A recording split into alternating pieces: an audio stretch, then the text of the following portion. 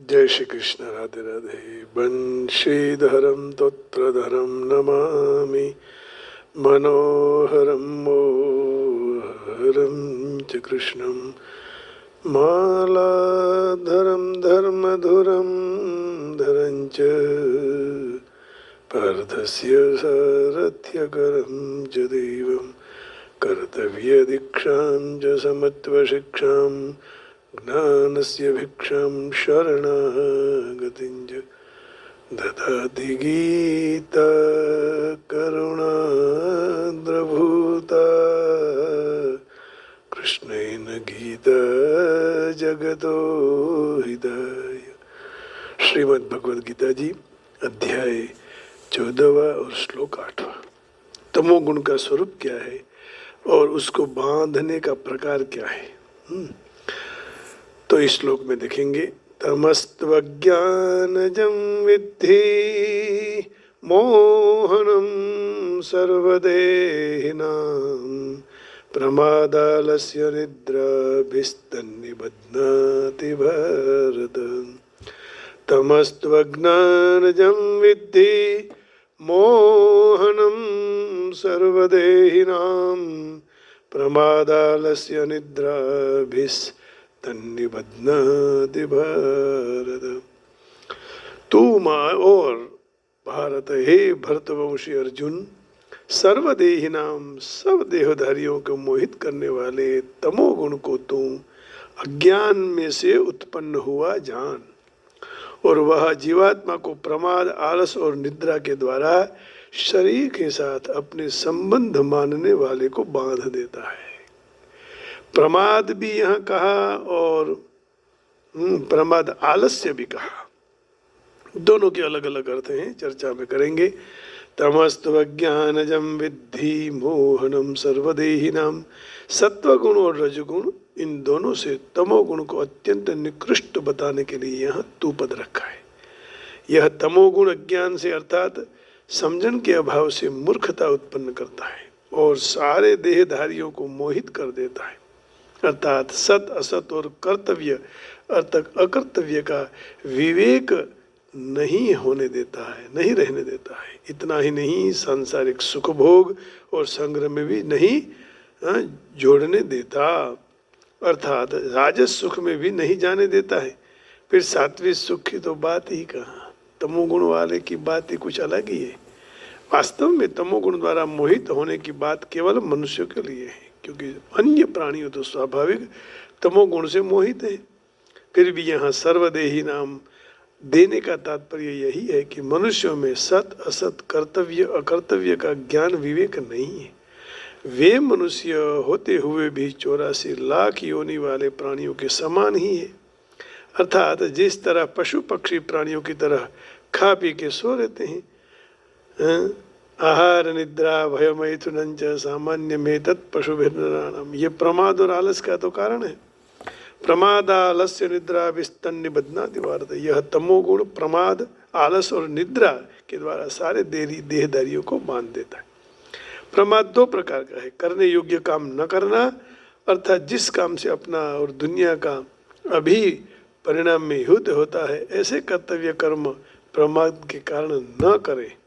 और दूसरा, न करने लायक काम करना, अर्थात जिस काम से अपने और दुनिया का अभी भी परिणाम में मोहित होना, ऐसे काम करना।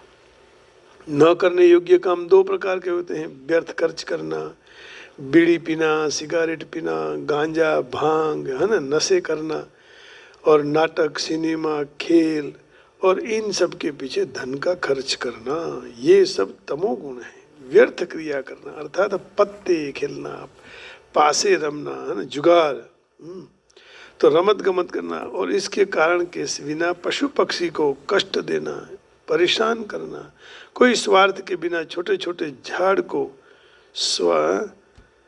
नष्ट कर देना, व्यर्थ क्रियाओं करना, ये सब तामस गुण है। आलस 2 प्रकार की है। सो रहना और ऐसे ही बैठे रहना।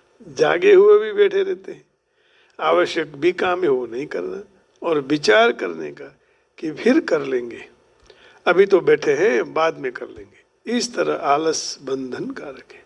और निद्रा के पहले शरीर को भारे कर देना, वृत्तियों में भारपूर्वक हो जाना, समझने की शक्ति नहीं रहना, इस प्रकार के आलस में दोष। आ प्रकारनी आळसમાં दोष નથી, कारण कि आलस स्वाभाविक है, मनुष्य करता नहीं है। निद्रा दो प्रकार की होती है, आवश्यक निद्रा, जो निद्रा शरीर के स्वास्थ्य के लिए नियमित रूप से लेने में है, जिनसे शरीर हल्का फुल्का हो जाता है, तो ये जरूरी है। वृत्तियां स्वच्छ होती हैं, बुद्धि को विश्राम मिलता है। ऐसी आवश्यक निद्रा त्याज्य और दोषजन्य नहीं है, वो त्याज्य नहीं है, सोना ही पड़ेगा 7-8 घंटे। भगवान ने ऐसी नियमित निद्रा को दोषजन्य नहीं मानी, ऊपर से योग साधना में वह सहायक बनती है। युक्त स्वप्नावबोधस्य योगो भवति दुःखः, 6वें अध्याय के 17वें श्लोक में भगवान कह रहे हैं, युक्त स्वप्नावबोधस्य योगो भवति दुःखः, माने सोने का है ना, समय सर सोना, खाना पीना। बंधुरात्मात्मनस्तस्य, 6वें अध्याय का 17वां श्लोक। युक्ताहार विहारस्य युक्तचेष्टस्य कर्मसु युक्तस्वप्नावबोधस्य योगो भवति दुःखः।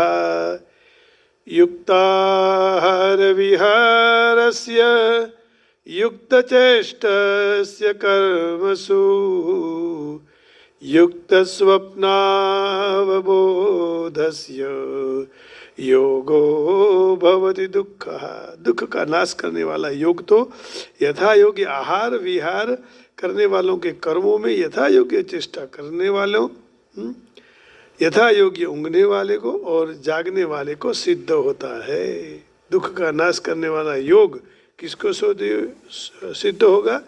यथा योग्य आहार, यथा योग्य घूमना, यथा योग्य चेष्टा, यथा योग्य सोना, तो इनके लिए योग सिद्ध होता है, बाकियों को नहीं। तो अनावश्यक निद्रा, जो निद्रा को लेने के लिए लेने में आती है, जिनसे बेहोशी ज़्यादा बढ़ जाती है। निद्रा में से उठने के बाद शरीर भारे रहता है, वृत्तियाँ भी भारे रहती है, स्मृति नहीं रहती है। ऐसी अनावश्यक निद्रा त्याज्य है और दोषजन्य है। यह अनावश्यक निद्रा को भगवान ने भी त्याज्य बताई है। नचाति स्वप्नशीलस्य, 6वें अध्याय के 16वें में क्या भगवान ने, नात्यस्नतस्तु योगोस्ति न चैकान्तमनश्नतः न चाति स्वप्नशीलस्य जाग्रतो नैव चार्जुन। नात्यस्नतस्तु योगोस्ति न चैकान्तमनश्नतः न चाति स्वप्नशीलस्य जाग्रतो नैव चार्जुन। हे अर्जुन, इस योग न तो खूब खाने वाले और न बिल्कुल खाने वाले और न ऊँघने वाले और बहुत ऊँघने वाले और न बिल्कुल सोने वाले ऊँघने वाले के लिए यह योग सिद्ध होता है। माने न ज़्यादा सोना, न ज़्यादा खाना, न ज़्यादा बैठना, न ज़्यादा बैठाना, ऐसे लोगों के लिए योग सिद्ध होता है। लेकिन यहाँ दो बात ही कही, न ज़्यादा खाए, न कम खाए, न ज़्यादा सोए न कम सोए। ऐसे लोगों को, बैलेंस वाले लोगों को योग सिद्ध हो जाता है। नात्यस्नतस्तु योगोस्ति न चैकान्तमनश्नतः न चाति स्वप्नशीलस्य जाग्रतो नैव चार्जुन। तो हमें ठीक तरह से बैलेंस करके चलना चाहिए। इस तरह तमोगुण, प्रसाद, आलस और निद्रा के द्वारा मनुष्य को बांध देते हैं। तो इस तरह सांसारिक पारमार्थिक उन्नति नहीं होने देता है। सत्व, रज और तम 3 गुण मनुष्य को बांध देते हैं, परंतु 3 गुणों को बांधने के प्रकार में थोड़ा फर्क है। सत्वगुण, रजोगुण संग से बांध देते हैं, सत्वगुण सुख और ज्ञान की आसक्ति से और रजोगुण कर्मों की आसक्ति से बांध देता है। तो ये अलग अलग बात बता दी कैसे हम बंध जाते हैं। बंधना इसलिए सत्वगुण में सुख संग और ज्ञान संग बताया, रजोगुण में कर्म संग बताया और तमोगुण में संग नहीं बताया। लेकिन तमोगुण तो मोह रूप है, उसमें किसी का संग करने की जरूरत ही नहीं पड़ती है। सत्वगुण और रजोगुण तो संग सुखासक्ति से बांध देते हैं, परंतु तमोगुण स्वरूप से बांधने वाला है।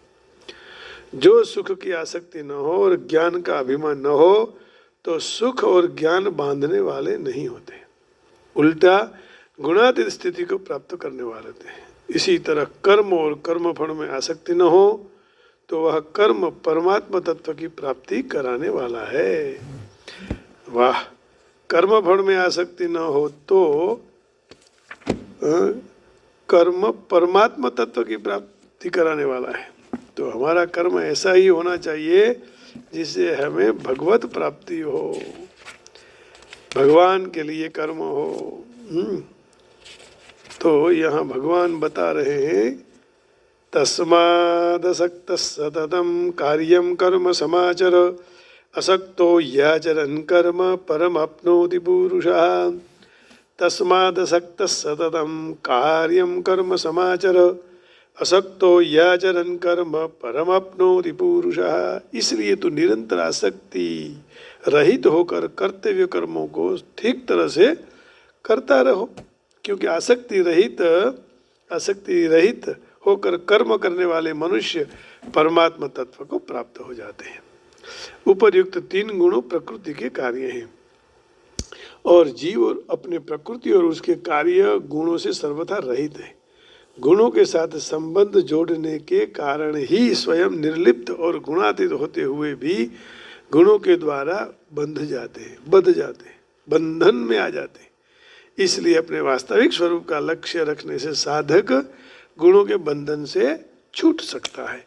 तो प्रमाद और आलस्य क्या है कि हम उठे और शरीर थोड़ा अस्वस्थ रहता है, भारी भारी रहता है, वृत्तियाँ भारी रहती है, वो आलस्य है। लेकिन प्रमाद, नहा धो कर बैठे हैं लेकिन कोई बोले कि पानी लेके आओ तो खड़ा नहीं होगा, जाओ स्कूल में पढ़ाई करने के लिए खड़ा नहीं होगा। प्रमाद, उठकर पढ़ने नहीं लगेगा, खाएगा भी नहीं, सोएगा भी नहीं, बैठे बैठे बोले कल करते हैं, बाद में करते हैं, तो ये प्रमाद है। प्रकर्षेण मदः, वो प्रमाद कहा जाता है।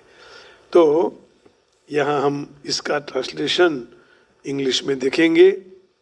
श्लोक हमारा है 8वां। तमस्त्वज्ञानजं विद्धि मोहनं सर्वदेहिनां, प्रमादालस्य निद्रा विस्तन्यबध्नाति भारत।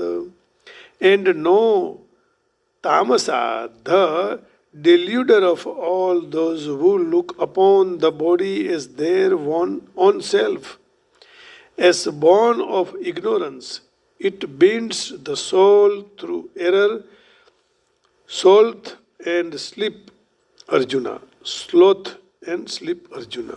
ये भगवान ने बता दिया कि भाई इसी कारण तो हम कष्ट में पड़ जाते हैं।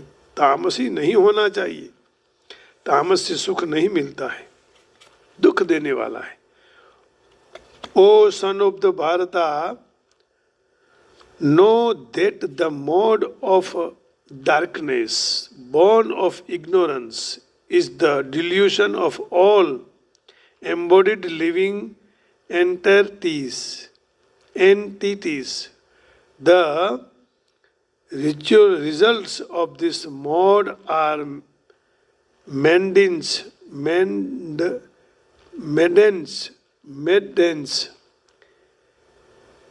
indolence and sleep, which bind the conditioned soul, conditioned soul, TION, conditioned soul।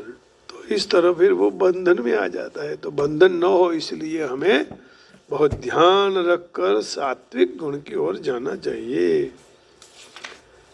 अब इस श्लोक में तू शब्द का जो विशिष्ट प्रयोग है, इसका अर्थ हुआ कि तमोगुणधारी जीव का बहुत विचित्र गुण है। तमोगुण सत्वगुण से सर्वथा विपरीत है। सत्व गुण में ज्ञानवर्धन करने से मनुष्य जान सकता है कि कौन क्या है, और तमोगुण उससे सर्वथा विपरीत है, किसी का सुनता ही नहीं, किसी का मानता ही नहीं। तो तमोगुण के प्रभाव के नीचे बंधन में आया हुआ मनुष्य पागल बन जाता है, और ऐसा पागल मनुष्य कौन क्या है वह समझ नहीं सकता है। उन्नत होने की जगह वह अवनति करता है। वैदिक साहित्य में तमोगुण की व्याख्या दी है, वस्तु याथात्म्य ज्ञानावरकम विपर्य ज्ञानम जनकम तमः। वस्तु याथात्म्य ज्ञानावरकम विपर्य ज्ञानम जनकम तमः। अज्ञान के प्रभाव में आए हुए मनुष्य वस्तुओं को यथार्थ रूप में देख नहीं सकता है। उदाहरणार्थ हर एक मनुष्य देखता है कि दादा चले गए, खुद भी मरना है, पिता भी चले गए, मनुष्य मरणशील है, संतति उत्पन्न होती है, मरने वाली है, मृत्यु निश्चित है, फिर भी पागल होकर पैसा इकट्ठा करते हैं। सनातन आत्मा की परवाह करे बिना, परवाह करे बिना, चिंता करे बिना कठोर परिश्रम करता है। यह घेलछा है। ऐसी घेलछा में आध्यात्मिक ज्ञान में प्रगति करने की इच्छा नहीं धारण करते हैं। ऐसे लोग बहुत आलसू होते हैं। जब उनको आध्यात्मिक ज्ञान में शामिल होने के लिए आमंत्रण किया जाता है तो उनको रस नहीं होता है, क्योंकि रजोगुण से वश हुए मनुष्य की जरा वह क्रिया सक्रिय नहीं रहते हैं। तमोगुण में लिपटे हुए मनुष्य का एक लक्षण वही है कि वह जरूर से ज्यादा ऊँघते हैं। तमोगुणी मनुष्य रोज 10 से 12 कलाक, और ऐसा मनुष्य सदा हताश ही दिखाई देता है। तो मादक पदार्थों से निद्रा का व्यसनी बन जाता है। तमोगुण से बद्ध मनुष्य के ऐसे लक्षण होते हैं, इनको छोड़ने के लिए प्रयत्न करना चाहिए।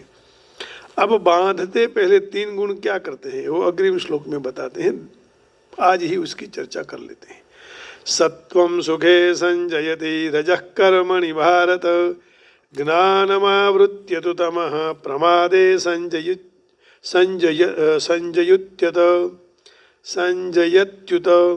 सत्वं सुखे संजयति रजः कर्मणि भारत, ज्ञानमावृत्य तु तमः प्रमादे संजयत्युत। हे भरतवंशी अर्जुन, सत्वगुण सुख में और रजोगुण कर्म में मनुष्य को जोड़कर विजय करता है, परंतु तमोगुण ज्ञान को ढक कर प्रमाद में जोड़कर मनुष्य पर विजय कर लेता है। तमोगुण हावी हो जाता है। हमें गुण के हावी नहीं होना है, सत्वगुण के हावी हो। रजोगुणी तो हम सब है ही। अब प्रयत्न ऐसा करो कि हम तमोगुण को छोड़कर रजोगुण को धीरे धीरे निकालकर सत्व की ओर हमारी यात्रा चले। तमोगुण को धक्का देकर निकाल दो, सत्वगुण को धीरे धीरे समझाकर, रजोगुण को धीरे धीरे समझाकर सत्व की यात्रा करो। सत्वम सुखे संजयति, सत्वगुण साधक को सुख में जोड़कर अपना विजय करता है, साधक अपने वश में कर लेता है साधक को। तात्पर्य यही हुआ कि जब सात्विक सुख आता है तब साधक की ये सुख में आसक्ति हो जाती है, और सुख में आसक्ति होने से सुख साधक को बांध देता है, अर्थात साधक को आगे नहीं जाने देता है, प्रगति नहीं करने देता, जिससे साधक सत्व गुण से पर नहीं हो सकता, गुणातीत भी नहीं हो सकता है। तो भगवान ने पहले 6ठे श्लोक में सत्वगुण के द्वारा सुख और ज्ञान के संग से बांधने के कारण भी यहाँ सत्वगुण का विजय केवल सुख में ही बताया है, ज्ञान में नहीं। तात्पर्य यही हुआ कि वास्तव साधक सुख की आसक्ति से बंधन में आ जाता है। ज्ञान होते ही साधक में फिर अभिमान आ जाता है, मैं कितना जानकार हूँ। तो इस प्रकार के अभिमान में एक प्रकार का सुख है जिससे साधक बंधन में आ जाता है। इसलिए यहाँ सत्व गुण के केवल सुख में विजय बताया है। तो जब सात्विक सुख आता है तब उसमें हमारी आसक्ति हो जाती है, तो किसी भी तरह आदमी बंधन में आता है। तो सत्व गुण भी बंधन कारक है। रजः कर्मणि भारत, रजोगुण मनुष्य को कर्म में लगाकर विजय प्राप्त कर लेता है, कर्म में लगा देता है। तात्पर्य यही हुआ कि मनुष्य को क्रिया करने का अच्छा लगता है, प्रिय लगता है। जिस तरह छोटे बालक गिर गया हाथ पग हिलाता है, हाँ, उसी तरह उसको अच्छा लगता है। तो हाथ पग हिलाने का बंद कर देने में वह रोने लग जाता है। इस तरह मनुष्य कोई भी क्रिया करे उसको अच्छी लगती है, तो उसकी क्रिया को बीच में वह यदि छोड़ दे तो उसको अच्छा नहीं लगता है। इसी तरह उसकी क्रिया प्रति की आसक्ति है, प्रीति है, जिसके द्वारा रजोगुण मनुष्य ऊपर विजय कर लेता है। कितना बढ़िया उदाहरण दिया, एक बालक, और हम इतने बड़े होते हुए भी बालक जैसे फिर जिंदगी निकालते हैं ना, बालक बन जाते हैं, मोह में आ जाते हैं। तो कर्म में फल अपना अधिकार नहीं है। कर्मण्येवाधिकारस्तेषु मा फलेषु कदाचन मा कर्म फल हेतुर्भुर्मा ते संगोस्त्वकर्मणि। 47वें श्लोक में कहा कर्मण्येवाधिकारस्ते महाफलेषु कदाचन मा कर्म फल हेतुर्भुर्मा ते संगोस्त्वकर्मणि। तो इन वचनों से फल में आसक्ति नहीं रखने की, फल की आशा रखो, आसक्ति नहीं। ये याद रख लो, कर्म करो और कर्म का फल की आशा भी करो, लेकिन आसक्ति नहीं। परंतु कर्मों में आसक्ति न रखने से उसके तरफ साधक का ख्याल नहीं रहता है। तो तेरा कर्म अधिकार में ही है, कर्म न करने में तेरी आसक्ति न हो। कर्म तो करना ही चाहिए, फल की आशा भी होनी चाहिए। तो योगारूढ़ होने के लिए इच्छा करते हैं, इसलिए निष्काम भाव से कर्म करना यह साधन है। 6वें अध्याय के 3 श्लोक में भगवान कह रहे हैं, आसक्त होकर काम नहीं करो, अनासक्त होकर काम करो, तब सफलता प्राप्त होगी। और अनासक्त योग, ये सबसे बड़ा योग मनुष्य को भगवान तरफ ले जाता है। आरुरुक्षर मुनिर योगम कर्म कारणमुच्यते योगारूढ़स्य तस्यैव शमः कारणमुच्यते। आरुरुक्षोर मुनिर योगम कर्म कारणमुच्यते योगारूढ़स्य तस्यैव शमः कारणमुच्यते। जो योग में समता में आरूढ़ होने की इच्छा करता है, ऐसे मननशील योगी के लिए कर्तव्य कर्म करना वह हेतु कहा गया है, और वही योगारूढ़ मनुष्य के लिए श्रम शांति कल्याण में हेतु कहा गया है। तो जो योगारूढ़ होने की इच्छा करते हैं उनको निष्काम भाव से कर्म करना चाहिए, और वही कर्म करना साधन है। इन वचनों से समझ लें कि कर्म तो करना चाहिए, लेकिन इससे जो कर्म करते हैं वह कर्म करते करते उसमें आसक्ति और प्रीति न हो, यह ध्यान रखना चाहिए। आग्रह हो जाता है कि उसके तरफ ख्याल रखने के लिए, सजाग कराने के लिए भगवान यहाँ कहते हैं कि रजोगुण कर्म में जोड़कर विजय प्राप्त करता है, कर्मों में आसक्ति पैदा कर बांध देता है। इससे साधक की कर्तव्य कर्म करने में तत्परता होनी चाहिए, परंतु कर्मों में आसक्ति, प्रीति और आग्रह कभी भी नहीं होना चाहिए। सब काम हो रहे हैं प्रभु आपकी कृपा से, उसमें आसक्ति नहीं, प्रीति नहीं, भगवान सब कर रहे हैं। न कर्मस्वनुसज्जते, 6वें अध्याय के 4 श्लोक में भगवान कह रहे हैं न कर्मस्वनुसज्जते।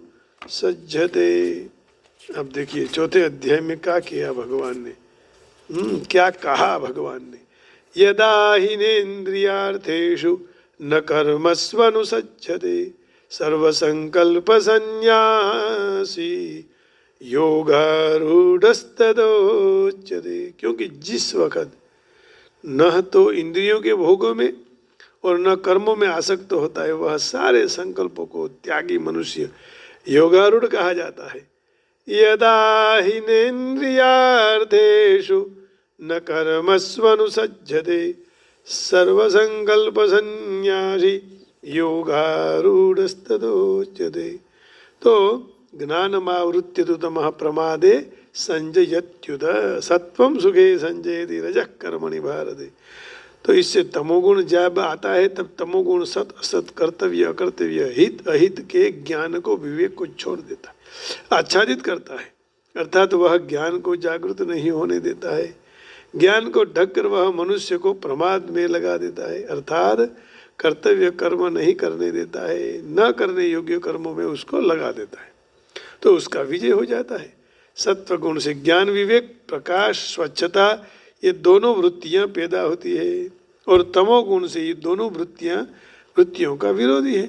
इसलिए ज्ञान और विवेक को ढक कर मनुष्य को प्रमादी बनाते और प्रकाश इंद्रिय और अंतःकरण की निर्मलता को ढक कर मनुष्य को आलस और निद्रा में धकेल देती है। इसलिए ज्ञान की बातों कहने सुनने और वहाँ पढ़ने के बाद भी समझ में नहीं आती है। हम उल्टा ही समझते हैं, गुरु जी समझाए, संत महात्मा समझाए। सत्वगुण मात्र सुख देने के कारण विजयी मनुष्य को बांधने नहीं देता है, बल्कि सुख के संग से वह होने से विजयी बन जाता है। सुख संग न बदनाती। देखिए 14वें अध्याय के 6वें श्लोक में तो यही बात कही, तत्र सत्वं निर्मलत्वात् प्रकाशकमनामयं सुख संगेन बध्नाति ज्ञान संगेन चानघ। तो इस तरह वह बंधन में आ जाता है। तो रजोगुण भी कर्म का संग होने से विजयी हो जाता है। तन्नि बध्नाति कौन्तेय कर्म संगेन देहि नाम। परंतु तमोगुण स्वरूप से विजयी होता है, इसलिए तमोगुण में संग शब्द नहीं दिया है। मैं सुखी हूँ, यह सुख का संग है और मैं सारे कर्म करने वाला हूँ, मेरे कर्म बहुत अच्छे हैं, इस कर्म का संग है। और संग करने से अर्थात अपने संबंध जोड़ने से मनुष्य बंधन में आ जाता है। तो सात्विक लोग भी बंधन में फंस जाते हैं, बड़े बड़े महात्मा लोग भी हैं। सत्वं सुखे संजयति रजः कर्मणि भारत ज्ञानमावृत्य तु तमः प्रमादे संजयत्युत। Sattva draws on to joy and Rajasa to action, while